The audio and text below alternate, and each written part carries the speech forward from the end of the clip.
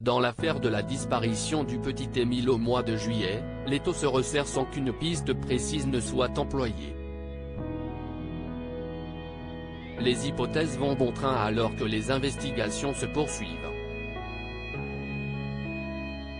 Mais d'après Gilles, l'un des habitants du Vernet, l'enquête pourrait rapidement se résoudre.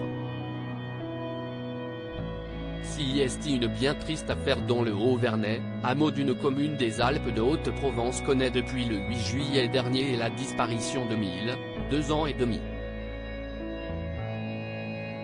Le garçonnet n'a plus donné signe de vie depuis qu'il a été vu pour la dernière fois dans la pente menant au domicile de ses grands-parents qui le gardaient ce jour-là.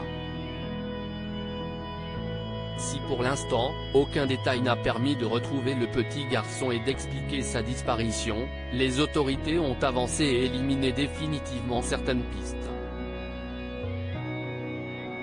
Gilles, habitant du Vernet, non loin du théâtre du drame, était l'invité de Touche pas à mon poste ce mercredi 13 septembre. Pour lui pas de doute, l'enquête avance, ça va aller très vite. De quoi interloquer Cyril Hanouna et ses chroniqueurs, dont Gilles Verdet, spécialisé dans le fait divers, si est une bombe que vous nous avez lâchée. L'habitant du Vernet explique ses propos par un effet de pyramide qui monte provoqué par les auditions de tout le hameau. Il y avait des gens présents, on les a interrogés et petit à petit, on les a éliminés parce qu'ils n'avaient rien à voir avec cette affaire. S'il n'est pas enquêteur ni devin, Gilles est persuadé d'une chose, ce n'est pas quelqu'un d'extérieur, on ne peut pas accéder au Vernet sans se faire remarquer.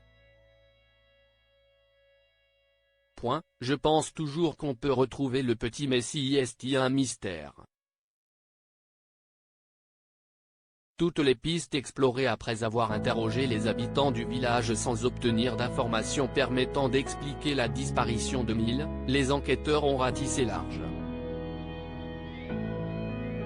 Plusieurs hypothèses, aussi peu probables soient-elles, ont été examinées.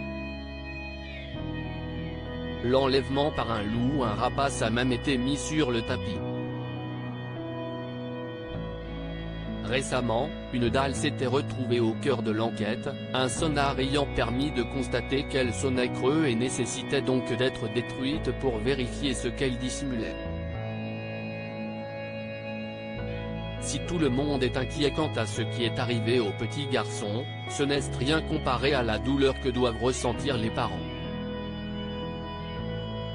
Marie, la maman d'Émile, a d'ailleurs parlé très brièvement aux journalistes des M6 devant la porte de chez elle, refusant de s'exprimer et traduisant l'effroi qu'elle et son compagnon doivent vivre ces dernières semaines. Non, franchement non. Si on estime que si est nécessaire, on parle. Et sinon, non.